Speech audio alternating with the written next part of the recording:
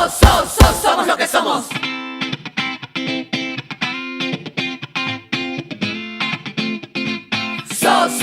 Somos lo que somos. Mira, hermano, aquí somos los que estamos. Y aunque hacemos lo que podemos, no aprendemos, no avanzamos. El mundo se hace pequeño, la vida nos sigue pesando.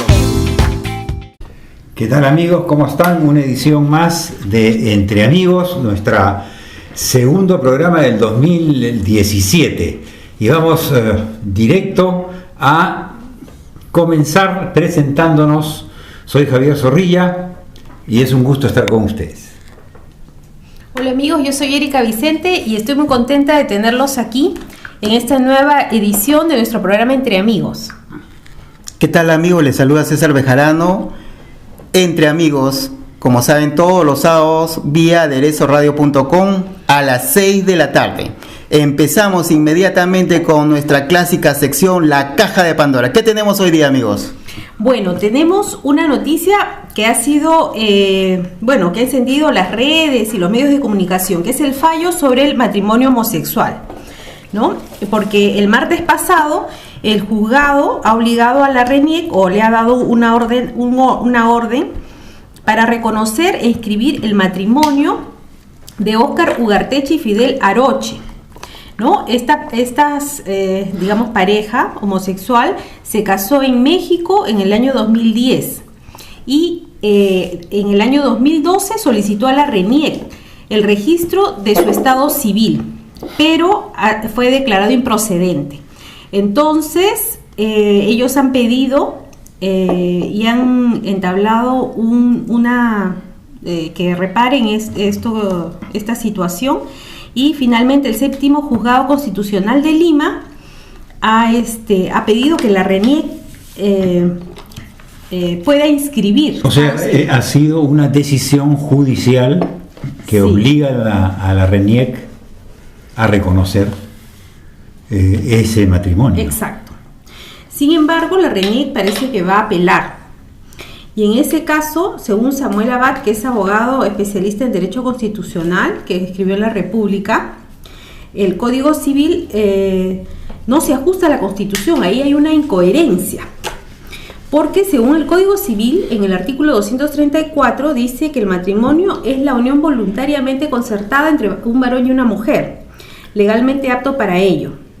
Sin embargo, la Constitución dice que todos somos iguales, ¿no? Entonces ahí hay una incoherencia. Todos somos iguales ante la ley. Sí, claro. Exacto. Entonces, bueno, está... Si todos somos iguales, ¿por qué unos sí se pueden casar y otros no se pueden casar? Ese es más o menos más el razonamiento, ¿no?, jurídico. Y lo que se viene es una lucha titánica de juristas, ¿no?, que defienden una u otra posición. Parece que este asunto podría pasar hasta el mismo Tribunal Constitucional para que se dicte jurisprudencia, ¿no?, sobre eso. Bueno, de todas maneras, ese es un tema histórico en el Perú, que algo así se haya puesto sobre la mesa y que sobre todo un juzgado haya declarado procedente el registro de este estado civil de casado a una pareja de homosexuales en el Perú. Así es. Bueno, y siguiendo con el tema de la sexualidad, la homosexualidad, la bisexualidad, la pansensualidad y no sé qué otras formas más, hay una gran campaña por redes sociales también y también en las calles, motorizada por el evangelismo fundamentalista y por la Iglesia Católica en su ala conservadora, con el nombre de "Con mis hijos no te metas", ¿sí? Uh-huh. Que alude al hecho de que en los programas de educación estaría permitiéndose enseñar de que hay distintos tipos de orientaciones sexuales y que no solamente hay dos géneros, hombre y mujer, o dos sexualidades, hombre y mujer, sino que habría también otras. Entonces, aquí el gran problema es que dicen estos religiosos, este pensamiento religioso, que tiene todo el derecho de expresarse, pero no tiene derecho a anular también otras opiniones. Y ellos quieren imponer, digamos, una forma. Pero ¿cuál es el razonamiento acá? Es bien interesante. El razonamiento es el siguiente. La naturaleza, ¿sí?, es la expresión de la voluntad divina, o sea, Dios hizo la creación, ¿sí? La naturaleza es parte de la creación y en la naturaleza solamente hay como sexos los hombres y las mujeres, eso es lo que ellos dicen. ¿Cómo se le va a enseñar de que hay un tercer tipo de orientación? ¿Cuál es el punto acá? Que la palabra género alude a lo psicológico y cultural y la palabra sexo alude a lo biológico. Entonces yo fui a buscar, a investigar, a ver si biológicamente, o sea, genéticamente, anatómicamente, por las partes externas de la sexualidad y hormonalmente, habrían otros sexos distintos al del hombre y a la mujer. Y efectivamente, Género, ¿no? sí. Hay niñitos que nacen y no puedes distinguir si son hombre o mujer porque su pene es muy pequeñito, o sea, porque su clítoris es un poco grande, etcétera. Entonces no están muy bien definidos anatómicamente. Y además, cromosomátricamente también hay, ya no solamente está el XX y el XY, porque el XY es el varón y el XX es la mujer. Ahora resulta que hay otras combinaciones. Entonces, la naturaleza misma ha producido otros sexos que no son los del hombre y la mujer. ¿Qué se hace con esa minoría? Que no es tan minoría, porque según el artículo que leí, un niño de cada 2000 en Estados Unidos tiene problemas de una identificación clara, de una identidad biológica. Solamente hablando de lo biológico, porque yo también Solamente tengo información hablando, de que cerca del 10% de la población es homosexual o tiene una sexualidad distinta a las convencionales, digamos, ¿no? A las aceptadas convencionalmente. Así o sea, es una gran cantidad de gente. Así es. O sea, que se viene otra batalla entre científicos y religiosos. Así es. El problema es que los religiosos no aceptan las investigaciones y no aceptan el avance de la ciencia. No la aceptan. Son dogmas en los que ellos creen, ¿no? Son dogmas. Entonces es muy difícil hablar con ellos porque además ellos quieren imponer esto a otras personas. Entonces no reconocen diversidad, ¿no?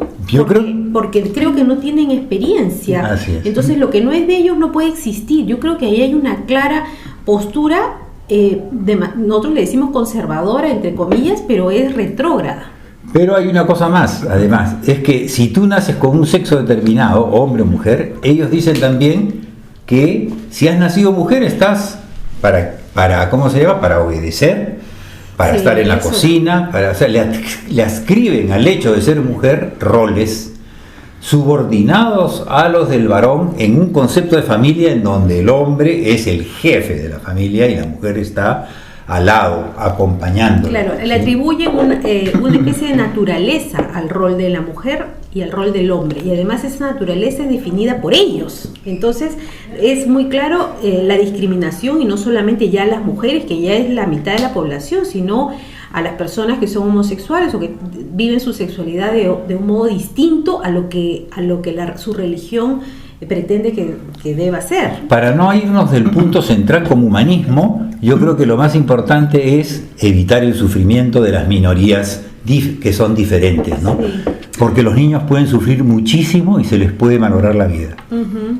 Tan complicado que es las cosas, pero en realidad sencilla, si es que la gente tuviera la visión más abierta. Bueno, les cuento, señores, que tenemos un gran problema que ya lo estamos viviendo y se relaciona con el tema empresarial. El control de las grandes empresas en el Perú sobre productos, ¿no?, de primera necesidad, por ejemplo, la leche. La gente se ha preguntado por qué constantemente sube el precio de la leche.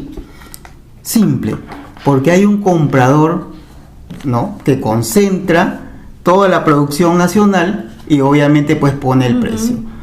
Tenemos Le pone el precio a los productores. Y le pone el precio encima a los productores. Que seguramente es bajo. Claro. Lo que sucede también con muchos productos agrícolas, ¿no? Así es. Decimos, ¿por qué sube de precio la palta, la naranja, ¿no? Indiscriminadamente. Son monopolios. Claro, son pequeños monopolios que concentran el poder, ¿no?, de la compra, y obviamente al agricultor, ¿qué le dan? una milésima de parte que ni siquiera corresponde al reconocimiento de su trabajo y no le permite crecer y desarrollarse como tal, ¿no? Sino que es una nueva forma de explotación. Sí. ¿No? ¿Y qué es lo que ocurre? Que desafortunadamente los ministros Storm, Yufra y Ferreiros se están oponiendo a una ley de regularización de monopolios en el Perú. Regulación, perdón. Así es. Y hay, digamos, los congresistas de oposición están cuestionando, ¿no? Justamente por qué hay tanto proteccionismo al sector empresarial, sobre todo a las multinacionales, ¿no? Lo que pasa es que se cita, disculpa que te interrumpa, sí, pero una vez que tú tienes posición de dominio como monopolio, tú puedes fijar los precios que tú quieras, ¿no? Entonces, estas fusiones hacen que desaparezca la libre competencia, que es lo que permite una regulación de las empresas entre sí, claro, por competencia. Pero cuando no hay competencia, ya ellos pueden ponerle el precio que quieran. Yo creo que la libre competencia es una ilusión. ¿Se acuerdan lo que pasó con las farmacias? Que habían pactado entre todos sus precios de muchas por lo bajo, medicinas, y muchas de ellas eran de un solo grupo y no necesariamente, también habían de otros grupos. Exacto. Entonces el hecho que haya muchas empresas tampoco es una... No, muchas veces hay un solo grupo y ponen distinto nombre a las empresas, pero cuando tú ves el dueño son los mismos dueños. El mismo grupo empresarial. El mismo grupo empresarial, pero con varias marcas, por decirlo así. Claro, ¿no? tenemos... Entonces hay una competencia, como se dice, ficticia. Claro, para ilustrar a nuestros oyentes, Sam Miller es la empresa multinacional de cerveza que tiene el control de Pilsen, Cristal, Cusqueña y... ¿qué otras marcas más que existan en Lima? Y en realidad concentra el 99% de la producción y ventas de cerveza en el Perú. Bueno, ¿qué nos toca hacer? Nos toca quizá apoyar a la regulación, en realidad. Nos toca apoyar a la regulación de los precios. Así es. Y para terminar, hay algo muy importante que deben de saber todos nuestros oyentes, que estas fusiones reducen personal. Esa es la realidad. Cuando se fusionó Pilsen con Bacus, todo el grupo Bacus, se redujo en 15% el personal. O sea, 15% de trabajadores se quedó al aire, sin trabajo, desafortunadamente. Bueno, amigos, con eso terminamos entonces nuestra secuencia Caja de Pandora. Volvemos. Somos lo que somos.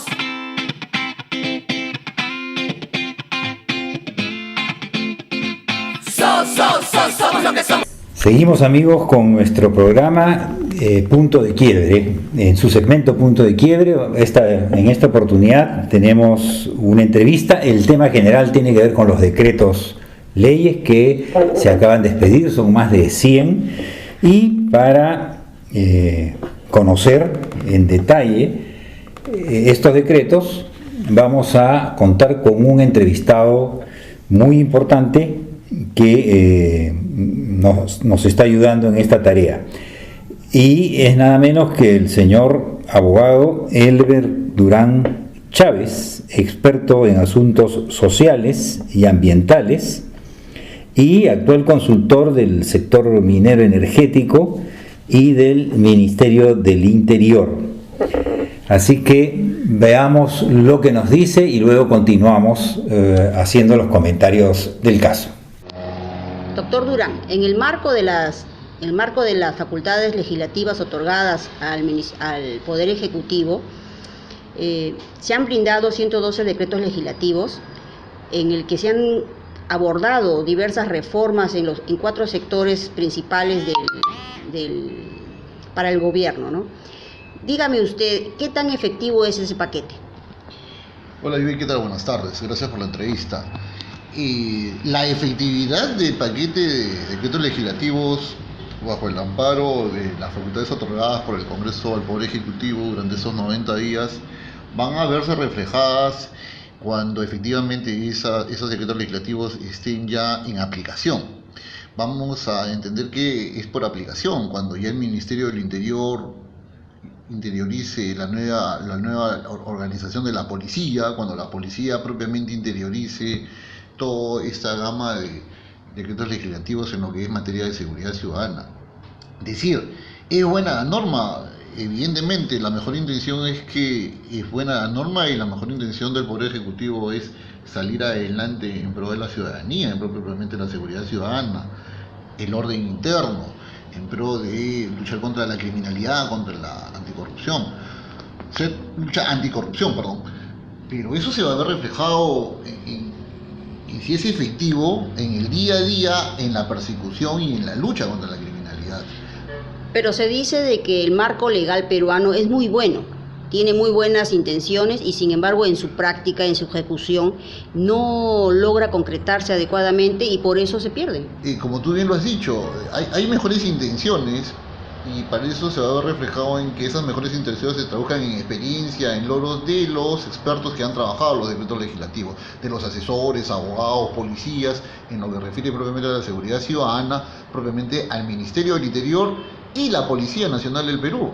Acordémonos que el Ministerio del Interior durante más de 40 años era el sector que representaba la gobernanza del Ejecutivo. Pero hoy, en los últimos 20, 30 años, nos estamos dando cuenta de que es parte integrante del Ministerio del Interior, dejando de lado hoy los prefectos, subprefectos, que es la esencia propiamente del sector interior, donde toma una gran preponderancia la Policía Nacional del Perú. Además de esto, no solamente vemos reflejado desde este punto de vista, tenemos que también analizarlo desde el punto de vista, ¿está el Poder Judicial preparado para recibir esa ola, esa vorágine de detenciones, personas, sujetos o presuntos delincuentes que luego las detenciones son puestos para que se inicie la investigación por parte de la Fiscalía y que la Fiscalía titular de la acción pueda denunciarlo ante el juez penal y se abra la investigación? Con las reformas legislativas que se ha brindado, ¿se logra unir ese binomio que debería haber entre la policía y el Poder Judicial? Creo que no, mi estimada Judith, porque acordémonos que las facultades legislativas fueron dadas para seguridad ciudadana. Hubiese sido bueno que el paquete se vea reflejado en policía y seguridad ciudadana, sector interior, poder ejecutivo y más trabajo, más ágil, un procedimiento mucho más efectivo para lo que es investigación, fiscalía, procedimiento judicial a nivel del Poder Judicial, y cuando se da la ejecución, la sentencia y pasa a la fase de ejecución. Esto pertenece pues con respecto al INPE, que también hemos visto que hay normas legislativas al respecto, es la ejecución de la pena. Entonces estas cuatro áreas, policía, fiscalía, poder judicial, INPE, Ministerio de Justicia, deben estar integradas en esa vorágine de proceso y de normas. Si bien es cierto, se ha comenzado con la parte de la persecución de la criminalidad y la lucha anticorrupción, pero ¿qué pasa con el resto? ¿Está preparado la Fiscalía? ¿Está preparado el Poder Judicial? Creo que no. ¿Está preparado el INPE? Acabamos de escuchar hace unos días al jefe del INPE decir que se va a trabajar con los grilletes electrónicos y va a haber unos primeros 100 reclusos que van a trabajar con esto, pero nos preguntamos, ¿el INPE está preparado para esa vorágine que venga de lucha? Han declarado que está en emergencia. Bueno, el INPE ya fue declarado en emergencia con la doctora Perestello, ministra de Justicia. ¿Eso ayuda en algo? Una cosa es declarar al sector de justicia en emergencia para que pueda la gestión, la parte administrativa, poder trabajar con recursos humanos, especialistas, infraestructura, que es lo que está faltando porque hay un déficit en el aspecto penitenciario, de infraestructura de cárceles, hay casi un hacinamiento actualmente. Eso por un lado. Regresando a tu pregunta anterior, el Poder Judicial propiamente, Lima por ejemplo, donde albergamos casi 11 millones de habitantes, y antiguamente pues se creaban los juzgados penales o se creaban los juzgados de acuerdo a una densidad demográfica sectorial. Hoy vemos pues que existe el cono norte, el cono oeste, la Corte Superior de Lima y el cono sur. Entonces se encuentran los jueces penales preparados de repente para hacer mucho más rápidos, con un principio de celeridad, con un principio de idoneidad, los procedimientos penales propiamente. Creo que no. El vocal supremo, hoy presidente Duvernay, que asumió el día 2 de enero, dijo que iba a haber una lucha, una aceleración de la administración de justicia para todos estos procesos. En un año nos preguntamos, ¿puede el nuevo presidente del Poder Judicial trastocar, cambiar eso? Creemos que no. Si nos encontramos preparados también para seguir ese mega proceso de converger un montón de actos de anticorrupción que el Estado, que hoy propiamente el gobierno de PPK trata de combatir. Creo, lamentablemente, que si hacemos un análisis, bueno, en esta conversación lo podríamos hacer de repente más adelante mucho más minuciosamente, creemos que no, ni siquiera, por ejemplo, hay nombrado un fiscal ad hoc. Queremos que para este caso un pule fiscal ad hoc, o sea, se está tomando el megaproceso. Claro, se está tomando en todo caso con bastante optimismo este paquete legislativo, pero acuérdate tú abre varias aristas. Si nosotros regresamos a tu pregunta original, ¿esto va a surtir sus efectos en paquetes legislativos? Todos esperamos que sí, que el paquete 112 legislativo propiamente y los 20, 19 creo que son decretos legislativos sobre el sector interior para seguridad ciudadana. ¿Qué envuelve a la policía? ¿Qué envuelve al sector interior? Eso lo veremos en la marcha, en el día a día, en la puesta en práctica de estos decretos legislativos. Luego de un análisis, luego de una evaluación, creo que podría ser 6, 8, 9 meses, si es que efectivamente la criminalidad se ha reducido, o si se ha hecho la gestión respecto a combatir la criminalidad y la lucha anticorrupción se ha vuelto más eficiente. Eso yo creo que el tiempo lo dirá. De que hay profesionales con experiencia, sí lo han habido, lo habrá, y yo creo que el sector interior como la policía va a estar en un permanente contacto con ellos para ver dónde ajustamos, dónde cambiamos, porque eso es la realidad. La norma sigue la realidad y se conjuga con valores, hechos y normas que propiamente tiene que verificarlo el sector interior, ¿no? Bueno, interesante la entrevista que hizo Judy Purizaga al abogado Elmer Durán. Bueno, él plantea unas interrogantes que creo que son importantes. Él dice, ¿están preparados para los cambios las instituciones? ¿Están preparados? ¿Están preparados las personas, ¿no?, que trabajan en estas instituciones? Porque lo que están dando son marcos, ¿no? Y lo que dice él, bueno, lo que yo entiendo es que lo más difícil va a ser la puesta en práctica de estos decretos. Así es. ¿Por qué sería tan difícil la puesta en práctica? Bueno, parece que se requieren muchos recursos, ¿no? Sí. Mucho seguimiento, mucho personal independiente y probo también, porque a la hora que tú quieres implementar decretos que fiscalicen o que hagan seguimiento de seguridad, ¿no?, en distintos sectores, tienes que tener la gente idónea, ¿no? Porque ¿a quién vas a recurrir? ¿A los mismos corruptos que están o a los mismos ineficientes que están y que quieres corregir? Ellos son los que van a hacer la implementación de los decretos. Yo creo que ahí también hay un tema, ¿no? Entonces, previo tendría que haber una fumigación para detectar quiénes son los corruptos o funcionarios que están, ¿no?, coludidos con estos términos mafiosos, ¿no? Es un poco lo que se hizo en la policía, lo que el ministro de Interior Basombrío hizo en la policía. Claro, pero ¿saben qué? También pero tuvo también mucha contra. Sí, pero también por eso mismo se requiere gente con compromiso, que crea en justamente un Estado moderno, ¿no?, al servicio de la ciudadanía. Eso es fundamental, porque si vas a pagar con favores políticos, a poner gente que no está preparada, vamos a tener nada. Bueno, y digamos, afianzando un poco el pesimismo con el que más o menos el entrevistado y nosotros ahora estamos viendo los decretos, se refuerza este pesimismo porque, digamos, un periodista muy serio como Augusto Álvarez Rodríguez, al que no se puede acusar ni siquiera que es de izquierda o no, o solamente crítico, sino ha visto con mucho sentido positivo al presidente Pedro Pablo Kuczynski. Él es un liberal a carta cabal. Bueno, él mismo ha sostenido en su columna que había un proyecto muy bueno que había sido consensuado, ¿sí?, por el Consejo de la Prensa Peruana, el Organismo de Transparencia Internacional, Proética, la Comisión Presidencial de Integridad, y él mismo estaba incluido ahí, y realizan un pronunciamiento a favor de este proyecto.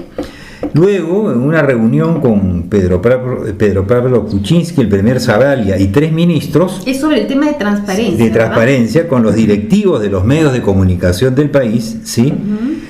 Uno de estos directivos, justamente el presidente del Consejo de la Prensa, Bernardo Roca Rey, le pregunta a los ministros si la nueva autoridad de transparencia que estaba contemplada en el decreto tendría dientes afilados, o si antes de promulgarla la habían enviado al dentista en el sentido de si le han limado los dientes para que no tenga el filo que se requiere, ¿no? Para que el tema de transparencia efectivamente sirva para controlar toda la corrupción. Desgraciadamente, y les relato textualmente cuál fue la opinión de Álvarez Rodríguez. Él dice: ya lo hice, ya leí el decreto y lamentablemente puedo concluir que la autoridad que ha creado el gobierno no va a servir para nada. Es una autoridad sin dientes. Entonces,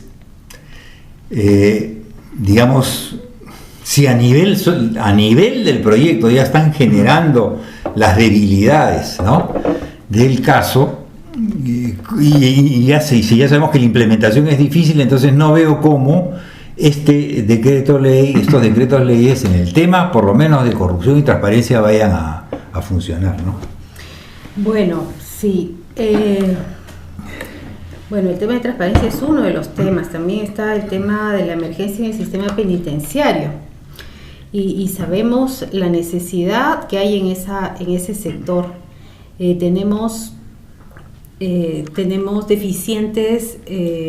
deficiente infraestructura penitenciaria, pero además está el tema legal, ¿no? Tenemos muchos presos que no han sido juzgados, ¿no? Están en prisión y no han sido juzgados, no han tenido un juicio.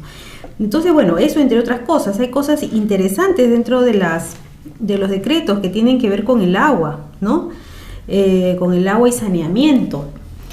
Sin embargo, bueno, y también está el tema de la seguridad, ¿no? En el tema del agua es difícil, digamos, no entusiasmarse realmente conforme nos los dicen, ¿no? Porque, y miren ustedes, dicen que los decretos permitirán que 230.000 familias más tengan agua potable solamente este año, ¿sí? Entonces, a mí me parece que este es como el proyecto estrella de Pedro Pablo Kuczynski, ¿no? Es la niña de sus ojos. Así que sí, parece que están haciendo todo lo posible para que estos decretos, ¿no?, realmente funcionen, por lo menos en el caso del agua. De mi lado he estado analizando el tema de empresarial. Me parece bastante interesante los beneficios que le están dando al sector microempresarial. Por ejemplo, se van a condonar deudas que realmente eran impagables y otras que también eran injustas. Segundo, se está flexibilizando el tema de la supervisión por parte de la SUNAT hacia estas empresas, ¿no? Y la tercera medida que van a ajustar es justamente el acercamiento también del SUNAFIL, que es un ente supervisor, ¿no?, para la formalización también de los trabajadores, ¿no? Y no que no sea basado en multas, porque las multas pues no bajan de una unité, desafortunadamente, ¿no? Ahora, ¿cuán beneficioso es?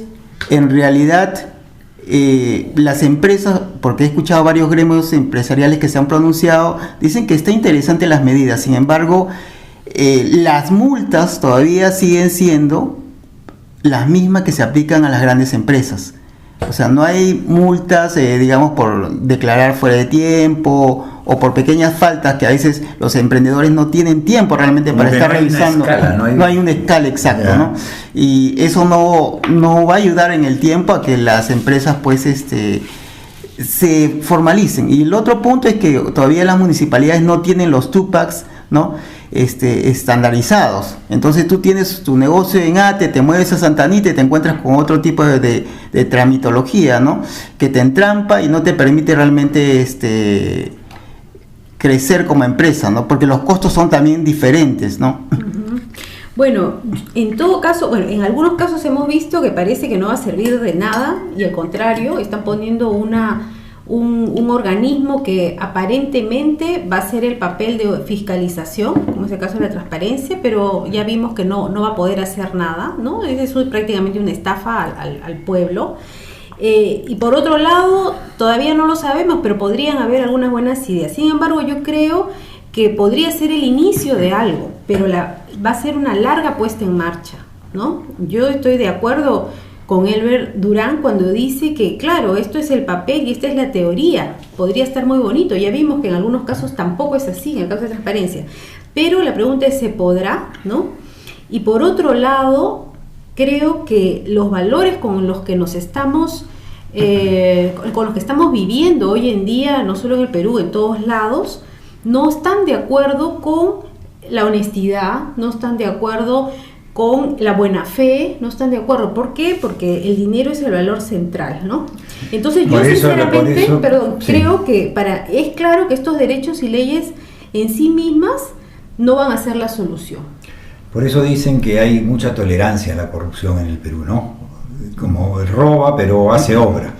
O sea, que una afirmación de ese tipo tenga la aprobación de mucha gente y que además un mismo partido muy asociado a la corrupción haya logrado casi gobernar el Perú y ahora tenga la gran mayoría en el Parlamento, habla de que tal vez la corrupción está mucho más, ¿cómo se dice?, difundida de lo que nosotros quisiéramos suponer. Pero además el problema es que justo la corrupción, y ahora que se agrava con todo el tema de Odebrecht, es el lado más débil de los decretos.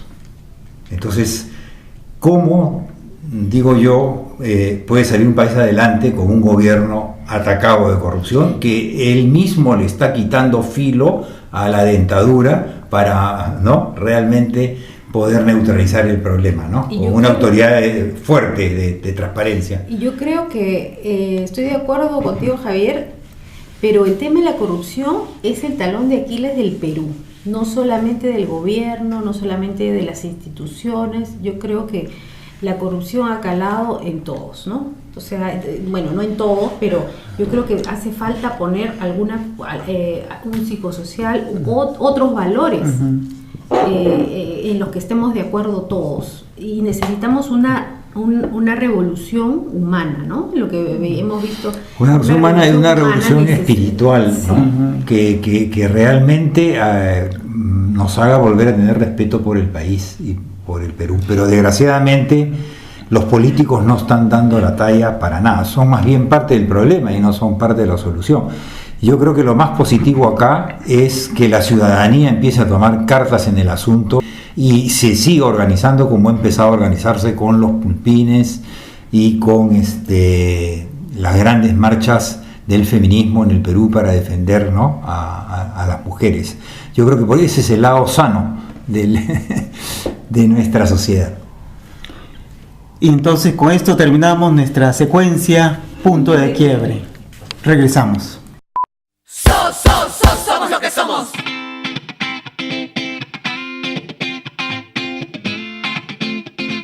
Somos lo que somos. Hola amigos, nos toca ahora el bloque Tiempos de Cambio. Y en este caso vamos a comentar una parte del documento humanista que tiene que ver con la crisis que estamos viviendo. Y es el primer párrafo del capital, sobre el capital mundial. Este documento humanista fue escrito por Silo en el año 1993. Dice así: he aquí una gran verdad universal. El dinero es todo. El dinero es gobierno, es ley, es poder. Es básicamente subsistencia. Pero además es el arte, es la filosofía y es la religión. Nada se hace sin dinero. Se entiende actualmente, ¿no? Nada se puede sin dinero. No hay relaciones personales sin dinero. No hay intimidad sin dinero y aún la soledad reposada depende del dinero. Pero la relación con esta verdad universal es contradictoria, porque la mayoría no quieren este estado de cosas. Estamos pues ante la tiranía del dinero, una tiranía que no es abstracta porque tiene nombre, representantes, ejecutores y procedimientos indudables. Así es. Bueno, ese es esa es una afirmación fuerte, profunda, y de la que no solemos a veces tener conciencia, porque el dinero forma parte de nuestras vidas. Nos metemos la mano al bolsillo, compramos una cosa en en un, ¿cómo se llama? En un centro comercial, nos vamos a un banco, concedemos préstamos, el banco nos cobra intereses, tenemos tarjetas de crédito, las tarjetas de crédito nos cobran intereses, compramos medicinas, las medicinas son más caras, no están los genéricos, ¿no? Y así si vamos diciendo, bueno, ¿y por qué este se corrompió? Si parecía una persona tan, ¿cómo se llama? Decente, un funcionario tan, ¿no? ¿Cómo es posible? Bueno, por dinero. Exacto. Porque con dinero más o menos consigues todo, ¿no? Consigues todo. Yo creo que esa es esa verdad que hoy rige en el sistema. Claro, dos hermanos se enemistan por dinero. Así es. O sea, es realmente el valor central. A mí me parece que es un muy buen resumen de lo que está pasando, ¿no? Exactamente, porque ¿qué cosa hay como denominador común entre los corruptos de derecha y los corruptos de izquierda? ¿Sí? Que no les importa sus principios ni su ideología, sino están los dos de acuerdo que se entra al poder para producir un enriquecimiento personal, para aumentar la ganancia de dinero. ¿Y por qué las empresas como Odebrecht, por ejemplo, consiguen las licitaciones, que son enormes cantidades de dinero? Imagínense ustedes, gobiernos de casi toda Latinoamérica que han trabajado. ¿Y qué hizo Odebrecht? Los compró a todos. Los compró a todos, exactamente. ¿Y cuál fue el poder que permitió a todos ser comprados? El dinero. Y entonces esos que han obtenido dinero, esos presidentes inclusive, entonces con eso ¿qué hacen? Se compran sus casas, se compran sus yates, se compran sus departamentos en el extranjero, etcétera, etcétera, etcétera. Viene el famoso blanqueo del dinero mal habido. Pero ahí no queda, porque compran el poder para reelegirse y quedarse ahí, perennizarse en el poder, ¿no? Así y formar sus grupos o redes de corrupción y de mafia, ¿no? Ahora queda muy clarita la frase de Alan García: la plata llega sola. Sin embargo, yo creo que es muy claro acá y me parece cierto que la mayoría no quiere este estado de cosas, ¿no? O sea, la mayoría no quiere que el valor central sea el dinero. Sin embargo, todos jugamos el juego. Todos jugamos el que tenemos que, que estudiar porque necesitamos dinero, y después cuando ya tenemos una carrera seguimos en el avance y la carrera por conseguir más fondos, y eso le ha pasado a mucha gente. Y si no tengo estas herramientas del estudio, también puedo robar, ¿no? Entonces, pero sabemos que es una especie de tiranía. ¿Y por qué no nos hacemos a un lado? Nosotros ahí necesitaríamos decir, con estas reglas no queremos jugar. O sea, esto yo creo que sí sería un cambio profundo, ¿no? Porque en realidad eso es lo que nos está determinando todas las acciones. ¿En qué momento nos ponemos a pensar? ¿En qué momento paramos un instante nada más para reflexionar de qué estamos haciendo con con nuestra vida, con nuestro destino? Claro. Así es, sí. Porque tiene que ver con discriminación, porque al pobre lo miran mal, no lo dejan entrar, no puede comprar. Con la competencia yo tranquilamente le serrucho el piso a mi compañero, hablo mal de él, etcétera.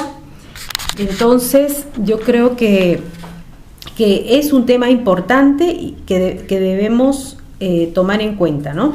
Sí, yo creo que hay que diferenciar. Una cosa es el valor funcional del dinero para resolver tus necesidades, y otra cosa es que dirijas toda tu vida a acumularlo de tal manera que tú hagas lo que sea.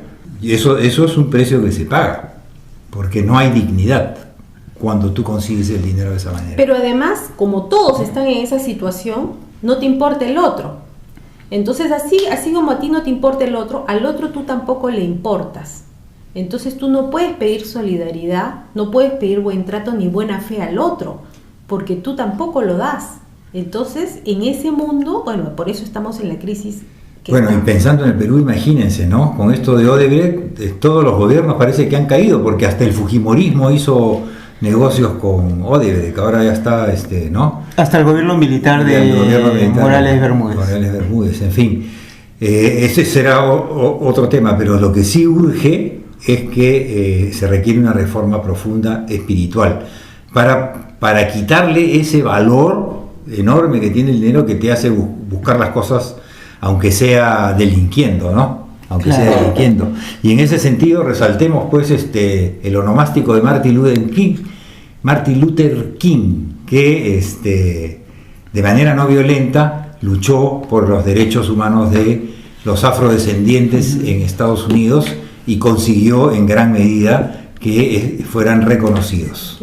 Que nació un 15 de enero de 1929, ¿no? Así es, y no dejemos mencionar también el onomástico de Silva, el nacimiento de Silva, que ha sido el 6 de enero y que ha puesto en marcha todo este movimiento humanista del cual ustedes ahora están recibiendo su espíritu y sus ideas, sus conceptos y sus propuestas. Yo creo que es muy interesante mencionar a ambos porque ellos llevaron adelante frentes de acción humanistas, ¿no?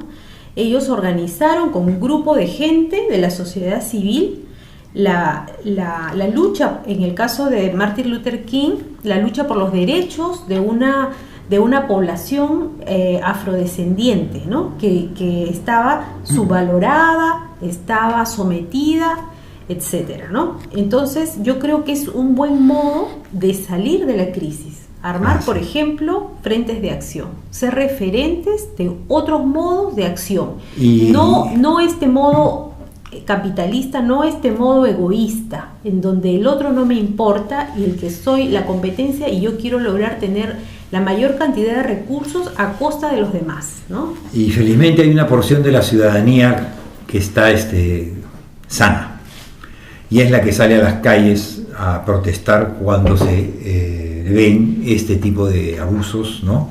Y de experiencias tan ¿cómo se dice? Negativas, pues, ¿no?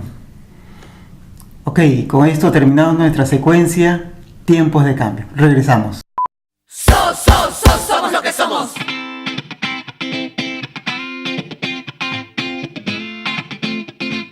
Somos lo que somos. Amigos, ahora tenemos el bloque de enredados.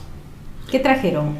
¿Qué trajeron? Bueno, yo tengo uno bastante conocido, pero hace buen rato que no lo escucho y a ver si ustedes descifran la interpretación.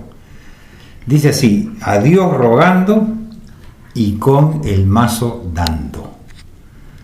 ¿Qué podría significar? A Dios rogando y con el mazo dando. Bueno, esa es la hipocresía, ¿no? Ajá.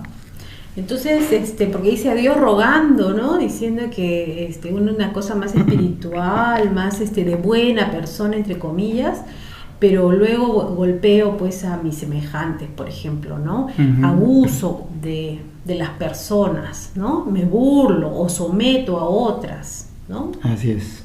Así es. Bueno, tenemos ejemplos en el Perú, ¿no? Que no los voy a decir para no ofender las sensibilidades. No, de mejor los que están a déjale. Dios rogando y con el mazo dando. Mejor dejemos de tarea a nuestros oyentes para que nuestros oyentes, a que ellos los sepan, ubiquen. que Los ubiquen, claro. Los ubiquen. Bueno, yo tengo la escalera de la autoestima moderna de esta época. 1. Conócete. 2. Valórate. 3. Acéptate. 4. Respétate. 5. Quiérete. Y 6. Sé intolerante con la corrupción. Muy bien. Bueno, yo tengo otra. A ver, dice: es la fe en nuestro destino. Es la fe en la justicia de nuestra acción. Es la fe en nosotros mismos. Es la fe en el ser humano. Es la fuerza que anima nuestro vuelo. Es de Silo, de mayo del 2004. ¿Qué tal? Bello, muy bien. Entonces, con estos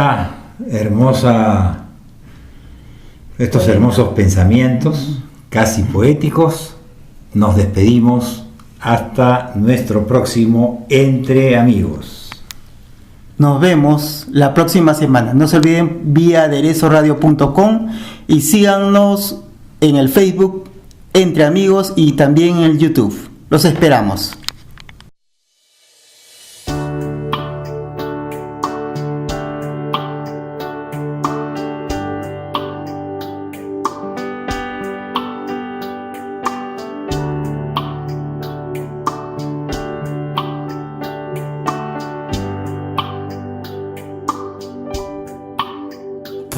cambiar el mundo tan solo en un instante. Puedes cambiar el rumbo si quieres que eso pase.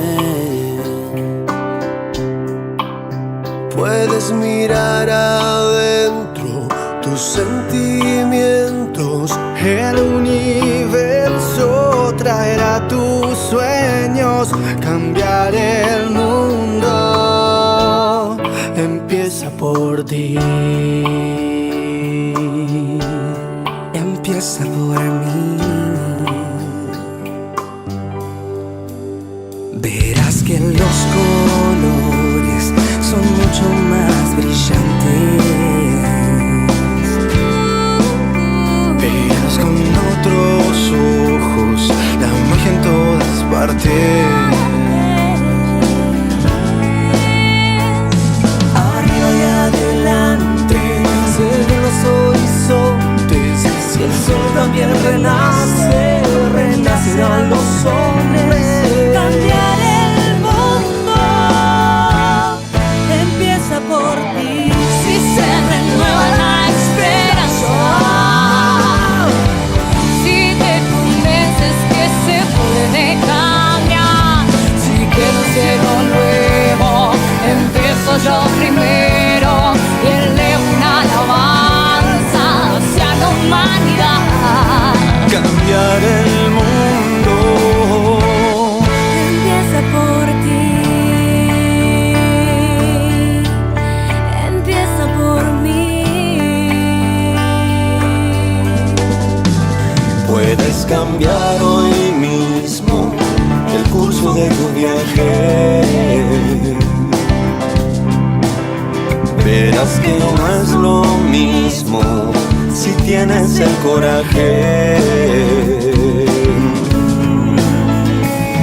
Arriba y adelante se ven los horizontes.